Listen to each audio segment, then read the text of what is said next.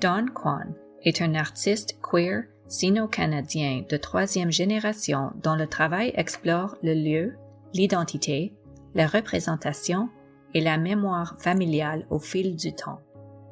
Il adopte dans l'exposition Paysages, pertes et patrimoine une approche multidisciplinaire pour puiser dans la collection Firestone d'art canadien de la ville d'Ottawa.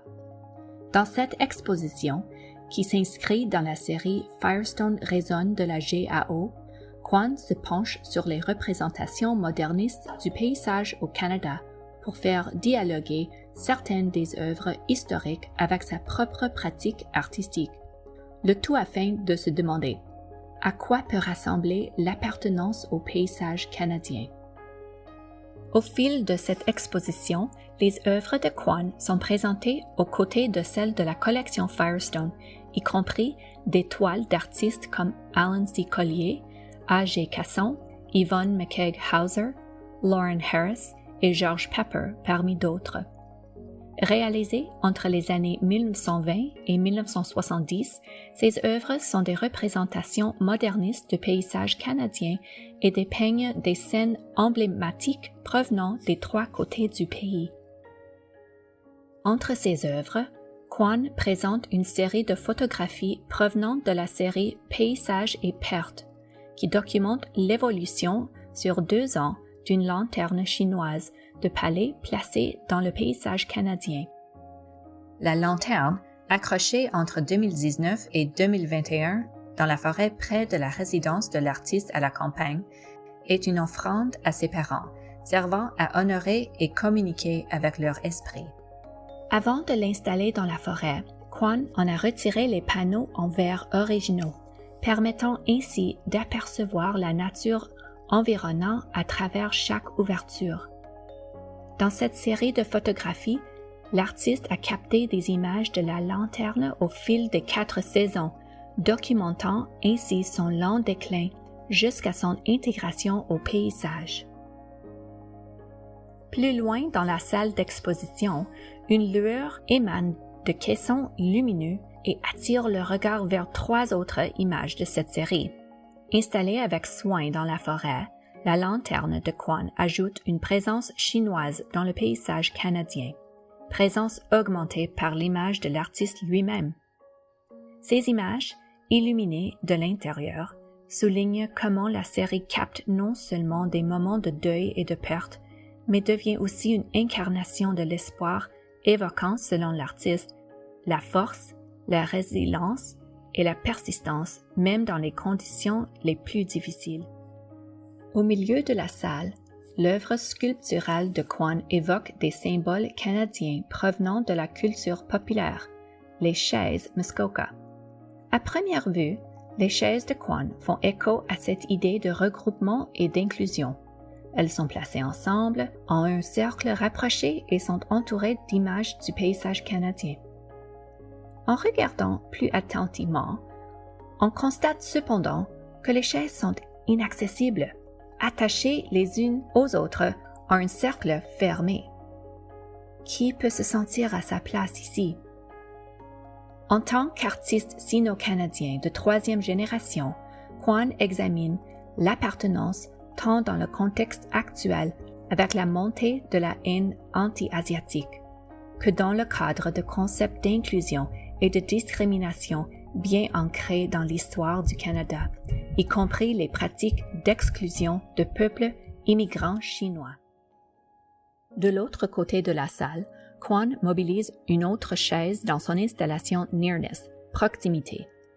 Dans cette œuvre, Kwon rassemble des objets qui ont leur propre association chinoise et canadienne respective afin de recréer un lieu intérieur représentatif tout en exposant son désir d'explorer les intersections de l'identité et de l'appartenance au Canada.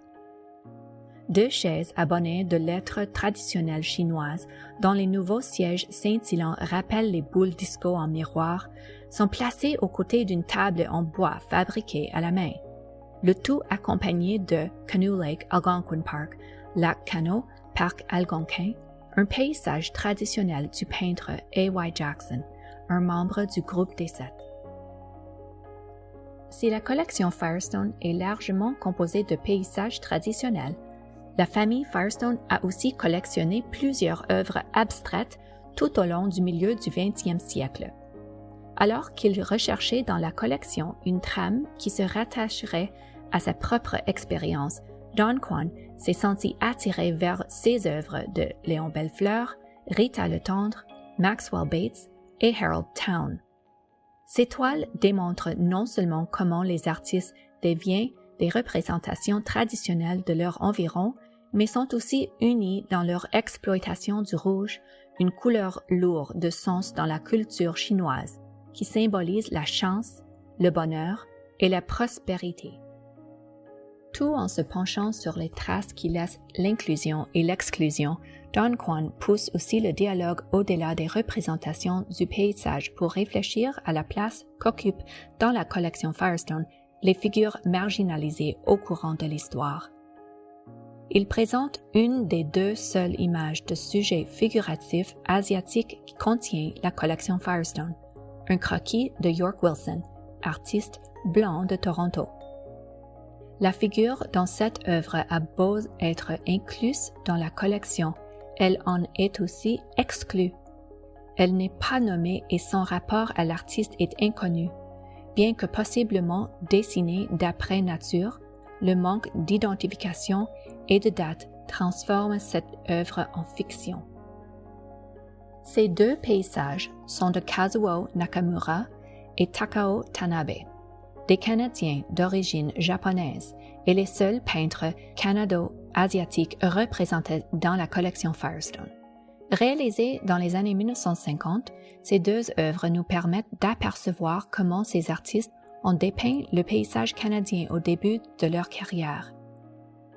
Dans Reflections in the Landscape, Réflexions dans le paysage, Juan revient aux matériaux de sa série Landscape and Loss, Paysages et pertes. Tandis que les lanternes de palais de cette série se désintégraient dans la nature.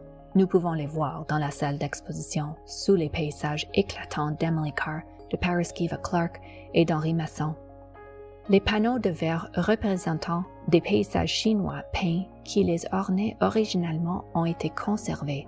Ici, dans ce qui reste de sa lanterne, les panneaux de paysages sont superposés à des images de la famille Juan. Le tout reflète l'histoire familiale de Juan qui s'étend sur plusieurs décennies à Ottawa. Comme symbole de la culture traditionnelle chinoise, des copies de lanternes de palais devinrent des éléments décoratifs en vogue dans les quartiers et restaurants chinois d'Amérique du Nord au XXe siècle.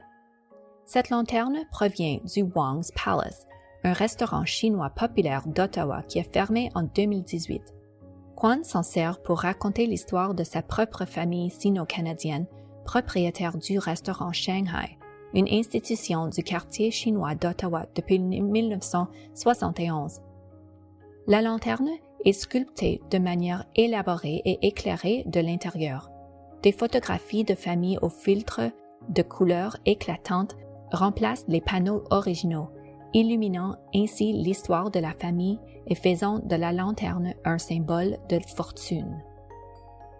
Dans le cadre d'un processus de revendication, de recherche et d'échange avec les commissaires de la GAO, l'exposition Paysages, pertes et patrimoine de Don Juan instaure un dialogue entre la pratique de l'artiste et des œuvres historiques de la collection Firestone.